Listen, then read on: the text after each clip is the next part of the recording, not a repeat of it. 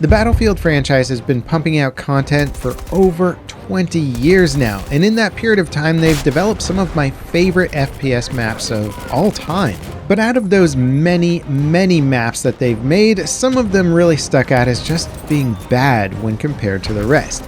Today we're going to talk about some of Battlefield's worst maps. Now keep in mind that there's a lot of love-hate maps in the Battlefield franchise. Maps like Metro and Locker are some of the most popular and most despised at the same time, depending on what type of playstyle you want.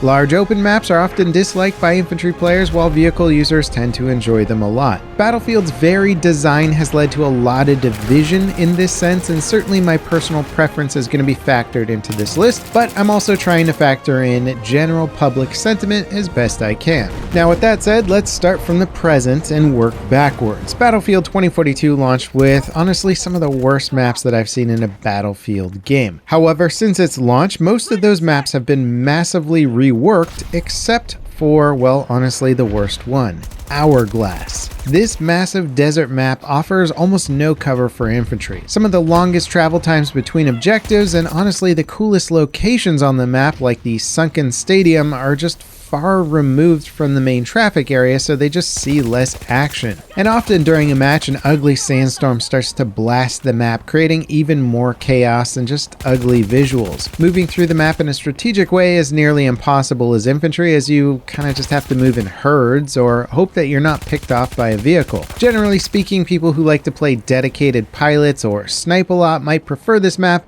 but otherwise it's just going to be a slog, and hopefully the long-awaited rework for Hourglass will make it far more enjoyable. Moving on to Battlefield 5, one of the worst maps that this game had, in my opinion, was Fjell 652. Taking place in the snowy mountains around the port of Narvik, this map was largely criticized for its limited flanking routes, the frequent spawn camping, and the air versus infantry design that basically let bomber pilots pretty much farm kills on objectives. The infantry had very few ways to actually counter the aircraft until almost a year after launch, when DICE finally introduced the Fliegerfaust handheld anti-aircraft weapon. This at least gave infantry players more of a fighting chance, but it certainly didn't make it an enjoyable experience when you're basically the prey for aircraft the whole match. Now when the blizzard started to blow and visibility became even worse, the map just turns into total chaos. The extremely laney design and lack of different routes made flanks predictable and often gave players no choice in how to approach combat other than head on. For me, there was just far too many rounds on this map that felt completely unbalanced and unfun regardless of what side you're on. All that said, Fjell tends to be a love-hate map, as some players enjoy the meat grinder that it can provide.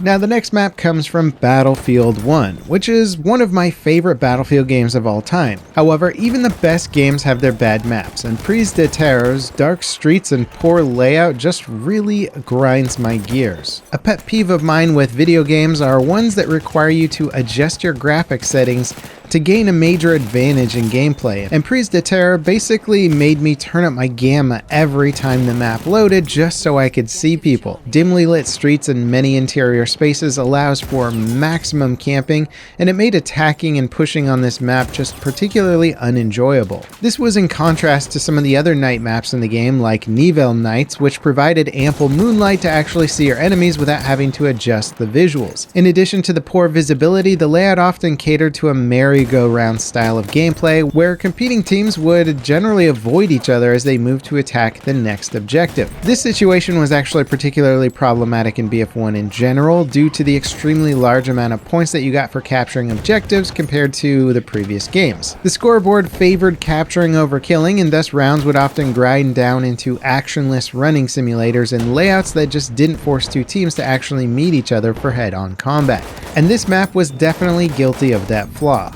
Now, Battlefield 4 is widely regarded as one of the best Battlefield games ever made, but even this release had its weak points, many of which were its maps. In fact, coming from Battlefield 3 into Battlefield 4, it was clear DICE was taking a vastly different approach to level design, which resulted in some questionable approaches to map layouts. One of the worst maps actually launched with the game, and that was Lancang Dam. Featuring an impressive looking dam, the general layout of the map showcased extremely open engagement engagement areas, and even frequent base camping with air vehicles. One of the capture points was located on a small island in the middle of the lake, which was pretty much a death sentence for anyone heading out there to capture it.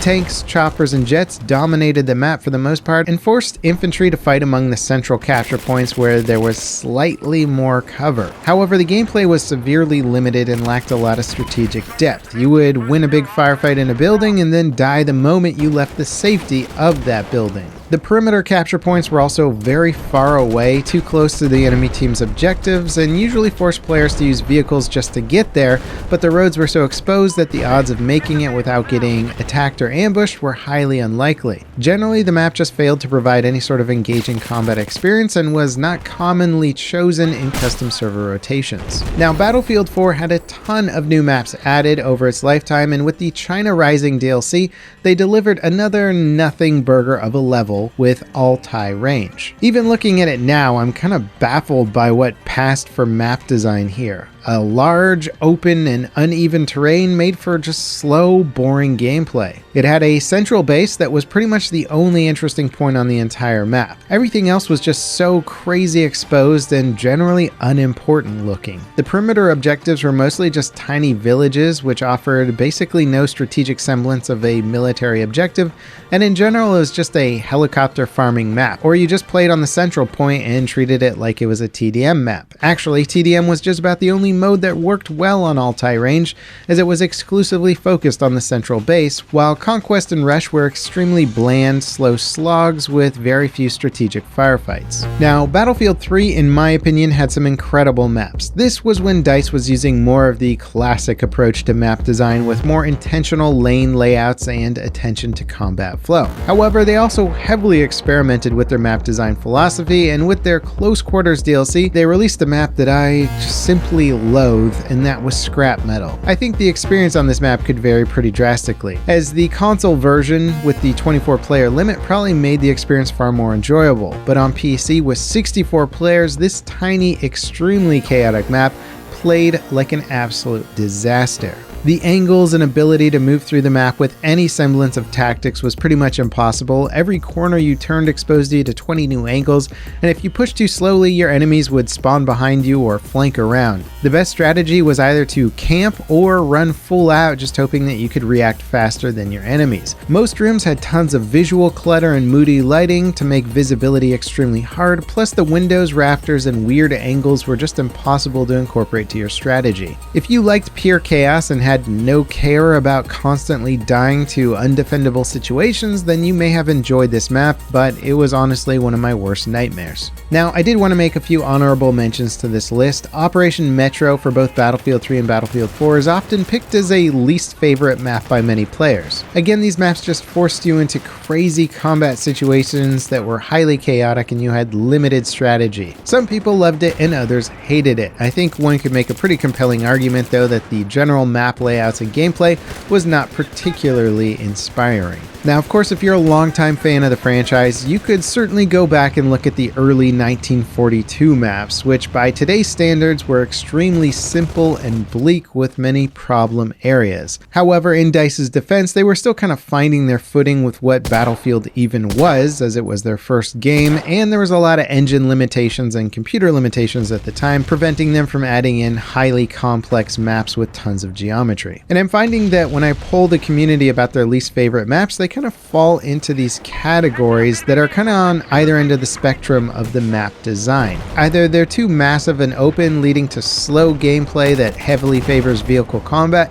or they're too small and chaotic, promoting mainly infantry meat grinder combat. And if you don't like one of those specific styles of gameplay, or maybe both of those types of gameplay, many of the maps in the previous Battlefield games basically forced you into one of the other, leading to less enjoyable experiences. The best map, in my opinion, have been ones that offer something for pretty much everyone. I think DICE has been progressively moving away from the extreme map designs, especially with their redesigns of the 2042 maps. They all seem like they're being built to offer gameplay for everyone, kind of regardless of your playstyle. It'll be interesting to see if they can turn Hourglass from a large, wide open map into one that's more well balanced and offers gameplay for everyone. And again, I'd be curious to hear what your least favorite maps are in the comments. I personally find the various takes on this subject endlessly interesting, as people always surprise me by their least favorite maps and most favorite maps. And next up, check out my 2042 weapon guide on the crazy powerful weapons that were recently added to the game. As always, thanks for watching, and I'll catch you next time. This is Levelcap,